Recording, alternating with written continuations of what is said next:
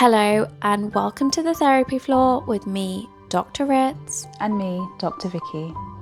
We are on the floor getting deep into the human experience, unpacking everyday dilemmas through the lenses of two psychologists. Welcome back to the Therapy Floor. Welcome back, guys. So if you didn't catch our last dilemma, we had somebody who wanted to think about returning to they were trying to convince... They wanted to go back to their ex-partner and convince them to take them back. So we had a lot of thinking around that, didn't we? About attachment styles, about how sometimes you can be... like what's normal for you is what you're used to. So if you're used to like chaos and ambivalence and up and down moments, and that just becomes your normal. Mm-hmm. So you think that that's normal and healthy, and you try to create something or go back to something that looks and feels familiar and safe, even though it might not be healthy. Yeah. So have a listen to that. Let us know what you think. But we've got another dilemma now. We do. Okay, and I'm going to read it out. So, this person says, how can I overcome the feeling that I'm behind in life? When I look at my friends, I see that they're doing so well. Partnered up, with kids, great jobs, loving families, and full of self-confidence. I feel like I don't have any of those things going for me, and it brings me down. Is that everything? That's everything. Oh. Yeah. This person is so hard on themselves. They've like not given us much, but just basically aspiring to goals that they haven't met, that everyone else has. Yeah. And then therefore they're not good enough. And they feel like they're behind. As if life is kind of like a race. Yeah, and life is like these tick boxes along the way. Yeah. Like it just sounds like goals, which I think is, I feel like that's what we get taught in life, don't we? I was going to say, like, society doesn't make it easy. No. Society doesn't really ever teach you about values. No. Well, maybe not this society. No. Not the Western society. Not the Western society, yeah. Yeah. That you're meant to be in a relationship, have children, own a home, have a good job, get travel. Mm-hmm. Yeah. And I guess, firstly, I'd be wanting to know, is that what you want? Do you aspire to these things that everybody else around you has? Is that genuinely something that you want? Because if it is, then that's a different conversation. Yeah. But if it's not, if you actually have other values, or not even other values, if you have... or are you in touch with what your values are? Do you even know where you want to go? Do you know what your purpose is? What direction you want your life to go in? Yeah. What kind of human you want to be? How you want to interact with the world? How you want the world to interact with you? Yeah. That's more value-based than goal-based. So that's why I'm asking those questions. Because I think that when we set ourselves up to fill in the questionnaire of these tick boxes, like house, relationship, whatnot, and we're not ticking things off, like, of course you're going to feel empty. Yeah. You are going to feel left behind. Yeah. You're going to feel like, is this it? Yeah. Whereas if you're walking with a direction and a sense of not whether something's been achieved or not, but whether something has a quality to it. For example, like I value authenticity or honesty or creativity or compassion. You'll probably then find yourself ticking a lot more boxes and feeling more fulfilled. Yeah.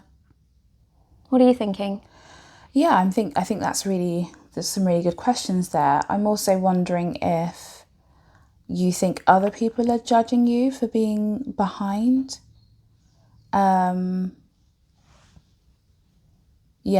I guess, yeah, just coming off of like, is this really what you want?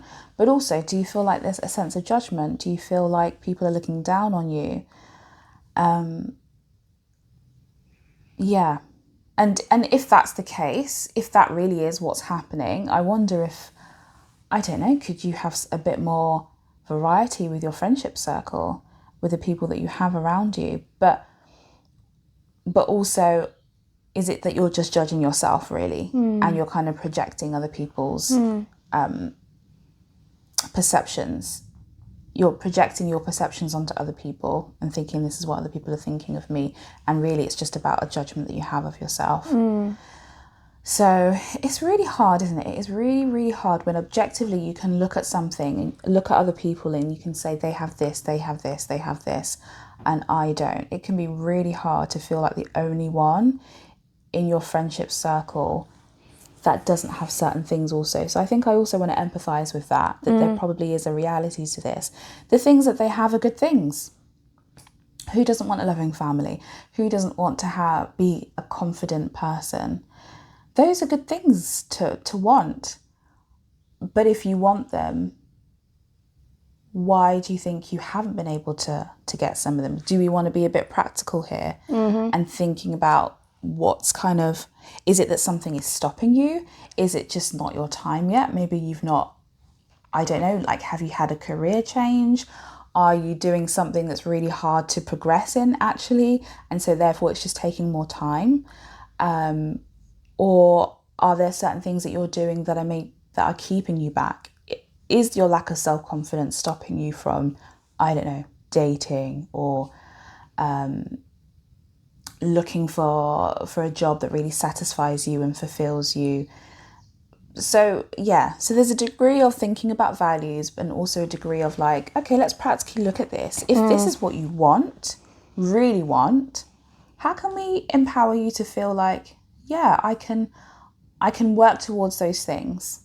I'm making progress with those things, even if I'm not there yet, even if I'm not where I want to be. Because really, I think did we talk about this in a previous dilemma, that we can think that it's about the big things that we can tick off and achieve, but when we achieve them, sometimes they feel like empty wins. Oh yeah. And sometimes we feel empty when we've had those big wins because we've not necessarily enjoyed the small wins along the way. So how can you start to enjoy the journey? Because it is all about the journey. It's not about the destination. It's not about the goal at the end of the day. It is about the person you're becoming along the way. And this is where I think practicing gratitude on a daily basis can have such a profound impact on your life, because you literally go micro. It's not like huge. I don't encourage people to look for huge things. I go really small. So like, you know, the ability to have a warm home, the ability to drink fresh water. You know, I'm grateful for feeling the sun on my face today. I'm grateful for being outside and just smelling nature. I'm grateful for seeing that animal. Yeah. And the more you do it, it is hard to think every day, like, what are 3 things? What are 3 things? But keep at it, because this is where repetition can be so helpful in forming habit formation that you can implement into your lifestyle. And, you know, something you said earlier that I want to come back to, which is, you know, you could very much be looking at people and thinking, well, they have this and they have that, and I genuinely do want those things. And you can keep striving for that and asking yourself, you know, every day, what am I doing to help me get closer to that? Yeah. How am I making that a priority for myself without overwhelming yourself? You know, taking manageable steps towards it.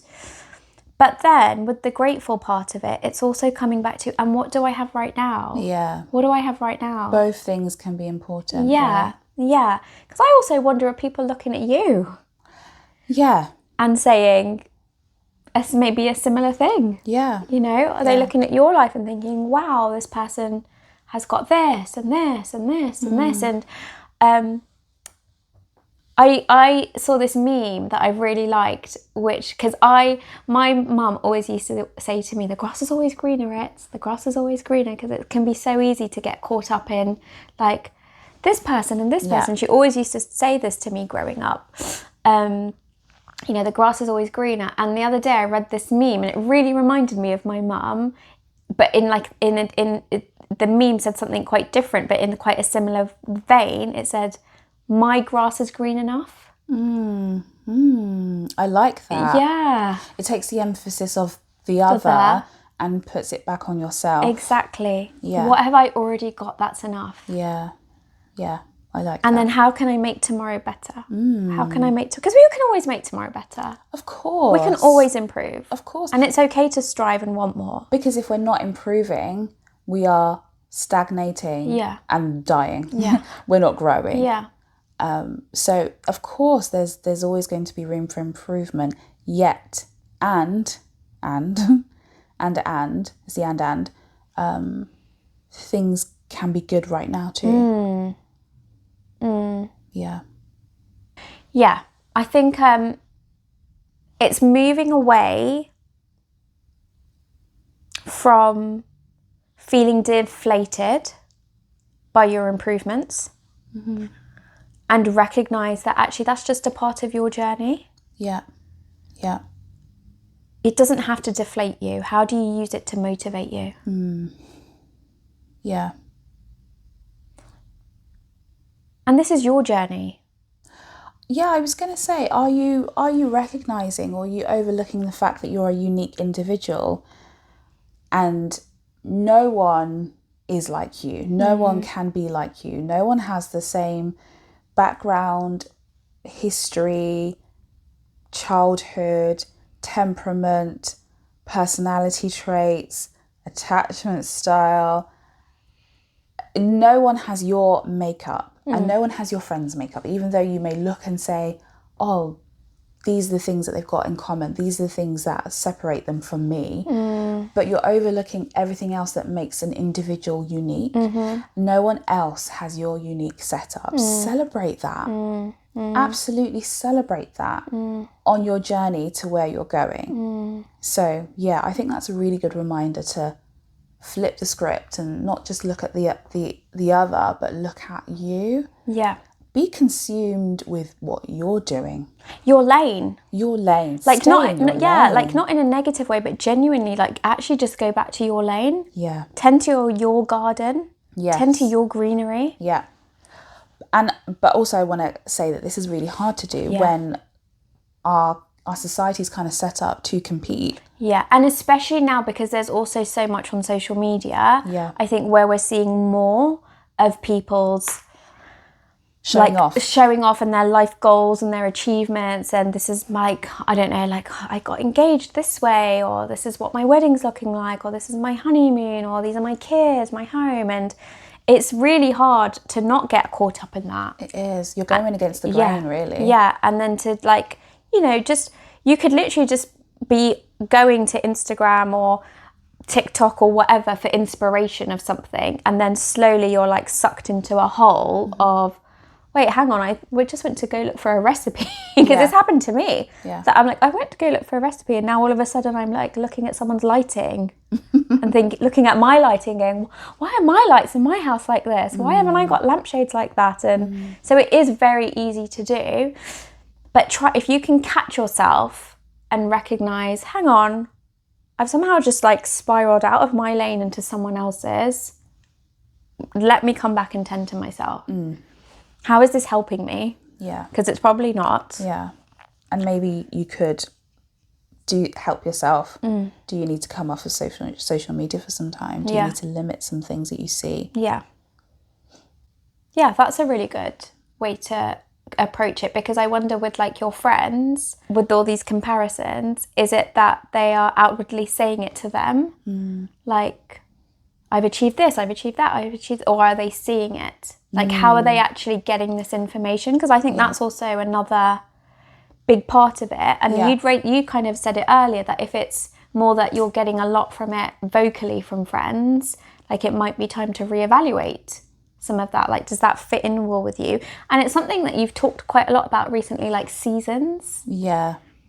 Like people having seasons in their life and people coming into your life for certain seasons, and maybe like if you're feeling something now that's causing you to feel something, maybe that's telling you something about a change of season coming up potentially. Yeah. And then how do you take ownership of that rather than trying to change other people? Yeah. It can be tempting to think you're not behind. I mean, it can be tempting to think you are behind, but you're not. It's not too late for you to have the things that you want to. Not saying you get them tomorrow, but it's not too late for you. There isn't a set time or schedule for you to have certain things in your life, to achieve certain things in your life.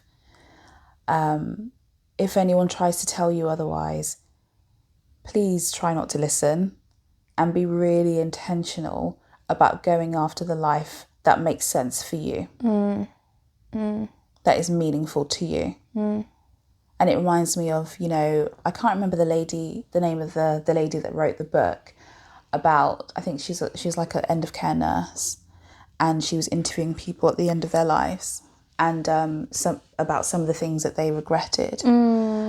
And frequent themes were, I wish I'd had the courage to go after the life that I really wanted, not what I thought I ought to have done.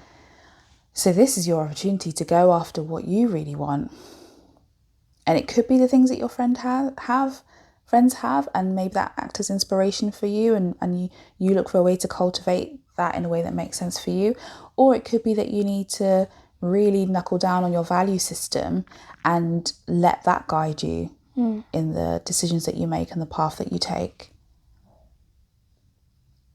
But either way, you're still living, you're still breathing. There's still an opportunity for you to really have what you want. Yeah. Thank you for sharing your dilemma with us. Yeah, thank you. It's been a thought-provoking one. It has. It's made me think as well. It's made me think about, what's some of the things that I want actually. So yeah, thanks for the reminder. Yeah.